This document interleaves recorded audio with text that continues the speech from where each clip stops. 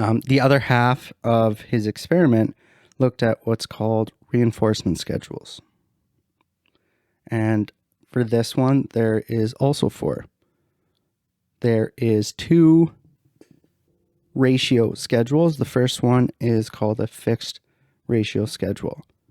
So that means a response is reinforced after a specified number of responses. So, say after a dog does a certain behavior 4 times, you give them a treat, or every time kind of thing. Okay. And then the other one is variable ratio. So the response is reinforced after a random amount of responses. So that means you'll give the dog a treat every 2nd time, and then maybe every 5th time, then another 3rd kind of thing. Mm-hmm. And so how many times are they doing these experiments?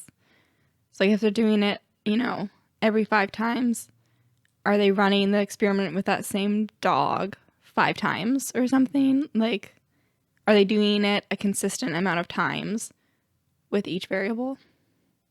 Yeah, like this experiment, like he had a lot of pigeons and rats that he was doing it to. And why are we talking about dogs? Pigeons and rats? I guess I could use that example instead. But I think there was, in the box, the Skinner box, there was like 2 switches. Mm-hmm. Sometimes they would light up. And it was, I think, a reward of some sort when they hit the one that lit up. And then sometimes the reward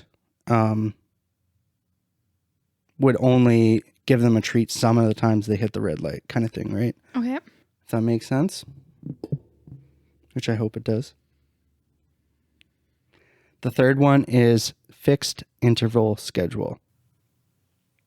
So no matter what the rat does, after a certain amount of time, it gets a reward.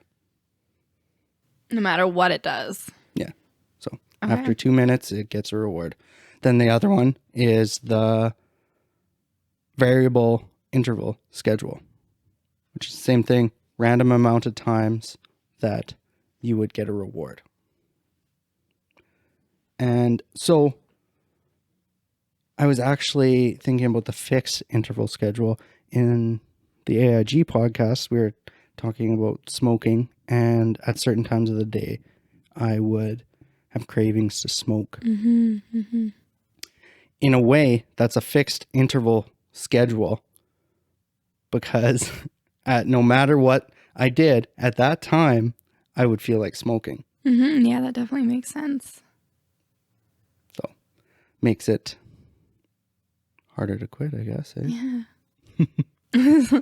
We just watched this movie. I'm pretty sure I shouted this out in our last podcast too, but we watched Queen Pins recently, and that makes me think of one of the investigator, the coupon investigator. He had this fixed interval schedule. Every morning at 7 a.m. He woke up and he had to poop at 7 a.m. He had a poop alarm on his phone to make sure he was in a place where he could go poop. And there's a scene in the movie where he's not in a place where you would want to go poop, but it's not optional for him apparently. What's the guy's name? Vince Vaughn? The partner. Yeah, the partner. Well, because they were in the car, and he's like, "Do not poop in the car. This is not a place that you poop." He pooped in the car. Oh, at least it was a rental.